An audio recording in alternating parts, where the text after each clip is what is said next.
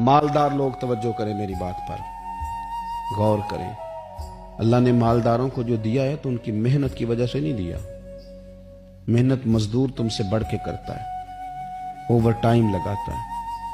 खुदा ने ना अपने फजल से दिया है। मेरे एक बुजुर्ग दोस्त हैं, सादे आदमी हैं, उनकी एक बात मेरे ना दिल में बैठ गई। सादे लोगों की बात है, सादी सी। तो किसी शख्स के साथ उनका कुछ थोड़ा बहुत उसके साथ मदद का रिश्ता था, उससे कुछ प्यार करते थे।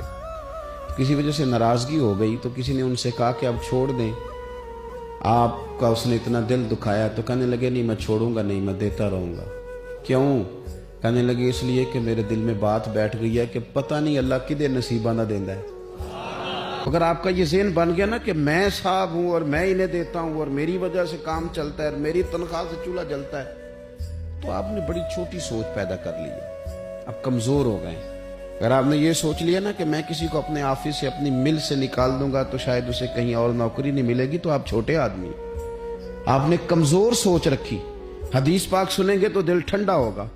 इसे भी इमाम बुखारी ने लिखा है। हजरत मुसअब बिन साद रदी अल्लाह तआला अन्हु रवायत करते हैं कि एक मरतबा ना हजरत साद बिन अबी वकास रदी अल्लाह तआला अन्हु के दिल में ख्याल आया। मालदार आदमी थे ना हजरत साद बिन अबी वकास, और बड़े जर्नैल थे। तो दिल में ख्याल आया कि देखो ना, अल्लाह ताला ने हमें गरीबों पर फजीलत दे दी है माल और दौलत की वजह से। ख्याल आ जाता है ना। हजरत मुसअब बिन साद रदी अल्लाह तआला अन्हु फरमाते हैं उनके दिल में ख्याल आया, दिल में ख्याल आया कि देखो अल्लाह ने फिर हमें फजीलत वाला बनाया, तो इसीलिए अल्लाह ने हमें पैसे दिए ना। अल्लाह ने हमें कुछ बनाया तो फिर ही अल्लाह ने दौलत ज्यादा दी है ना।